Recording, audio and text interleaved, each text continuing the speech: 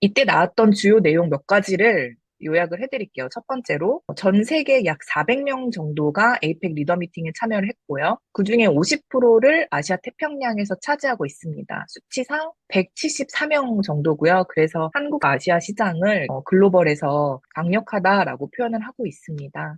시작에 앞서서 소로고 회장님이 말씀하시는 게 역사상 가장 성공적인 달이었고 전년 대비 87% 성장을 했고 31년 만에 매출의 최고치를 갱신한 달이 지난 11월이었다고 합니다.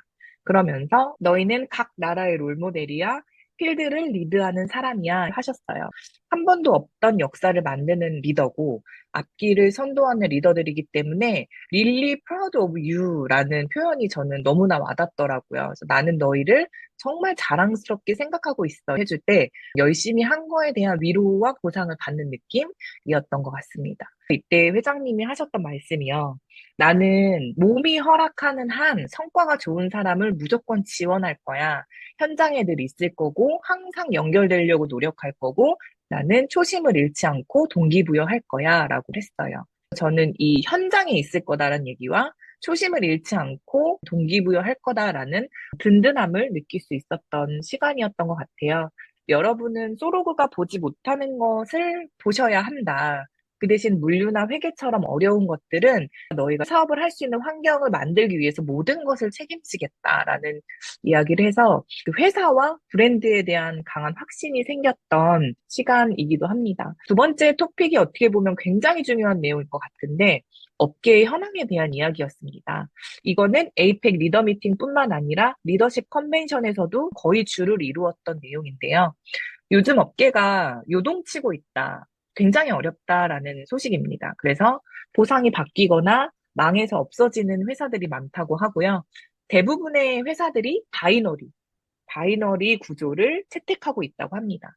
바이너리는 법적으로 금지된 나라가 많을 만큼 불법인데도 시행하고 있다고 하는데요. 한국의 거의 90% 이상 브랜드가 바이너리 구조의 보상을 가지고 있다고 하네요. 이 바이너리가 돈을 버는 방법은요. 처음에 막 붐이 일었을 때 해치펀드라는 곳에서 투자금을 넣어서 투자를 한다고 해요, 브랜드에. 그래서 실제적인 오너는 그 펀드에 투자를 한 투자자들이 오너라고 합니다. 그들은 이익에만, 돈에만 관심이 있기 때문에 돈이 되지 않으면 언제든 회사를 파산시킬 수 있는 환경이라고 하네요. 그래서 단기에 빨리 돈을 벌고 치고 빠지는 형태의 브랜드가 많습니다. 그래서 한국에서도 생겼다 없어지고 초반에 들어가면 돈 번데 하는 얘기 많이 들어보셨죠? 그래서 보상 플랜이 변경되기 시작하면 그 브랜드가 위험하다라는 것을 감지하실 수 있다고 합니다. 대부분 파산되기 직전에 어떤 변화가 있냐면 첫 번째는 생산 비용을 줄이기 위해서 제품의 퀄리티를 떨어뜨린대요. 두 번째는 직원의 절반 정도를 구조조정한다고 합니다. 그리고 세 번째, 보상 플랜을 회사의 이익이 되는 순서로 변경을 하고, 그 다음에 파산을 시킨다고 합니다. 그래서 보상 플랜이 변경되기 시작했다고 하는 것은 어쩌면 회사가 위기를 맞고 있다라는 것을 직감할 수 있기 때문에 결론적으로 회장님이 말씀하시는 거는 그 위기에 있는 브랜드 탑 리더들을 우리 안정적인 회사로 데리고 와서 더 성과를 봐라. 그럴 타이밍이다라는 메시지를 전하고 있습니다. 어쨌든 이 헤지펀드 투자자들은요, 실제로 존재를 드러내지 않기 때문에 그림자라는 단어를 활용해서 섀도우 뱅크라고 불리는데요. 업계 대부분의 회사들이 그 헤지펀드 투자자들의 손에 목숨이 달려 있다고 합니다. 그런데 PM은 명확하게 다른 점이 있습니다. 어떤 점이 다를까요? 맞아요. 저희는 가족 경영이라는 걸 하죠. 그래서 그들과 가장 큰 차이점은 롤프 소르그 회장입니다. 현재의 CEO이자 창립자가 있는 유일한 브랜드. 그래서 창립 일부터 지금까지 투자를 전혀 받지 않는 가족 경영을 해왔다고 합니다. 실제로 해치펀드에서 매일매일을 받는데요. 브랜드 팔으라고 큰 돈을 주겠다고. 그런데 소로그 회장은 100년, 200년 이 도덕적인 관념과 원칙을 중시하는 것을 승계할 거야. 이 도덕적 관념과 원칙이 없이는 절대 성공할 수 없어 라고 생각하고 있대요. 그래서 돈만을 추구하는 헤지펀드랑은 완전히 다른 시장입니다. 그런데 제가 여기에서, 아, 내가 참 다행이다. 네트워크 처음 하는데 PM을 선택해서 너무 다행이다라고 생각했던 것은 이 돈만을 추구하지 않는 회장님의 원칙과 우리 조이그룹의 손서영 대표님이 중시하는 가치 철학이 교집합을 딱 만들더라고요. 근데 PM러 중에서도 그렇지 않은 그룹이 많은데요. 소로그 회장님과 손서영 대표의 원칙이 맞물리는 시점에 와, 난 정말 좋은 곳에 몸을 담고 있구나라는 것을 다시 한번 확신을 가질 수 있었고요. 그래서 바이너리와 PM의 가장 큰 차이는요. 바이너리는 사업자가 어떻게 일을 하든지 돈을 얼마를 벌든지 상관이 없다고 합니다. 모두 투자자들의 소유이기 때문에 빚이 매우 많다고 하면서 허벌라이프를 언급했어요.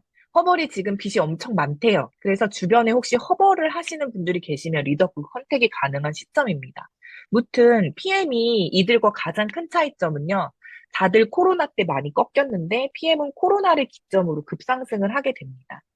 코로나 때 빠르게 성장하고 대응할 수 있었던 이유는 투자자들의 의견보다는 내가 가고자 하는 것들을 바로 빠르게 적용하고 실행해낼 수 있었기 때문에 코로나 때 새로운 환경도 빠르게 적용하고 집중할 수 있었기 때문이라고 합니다.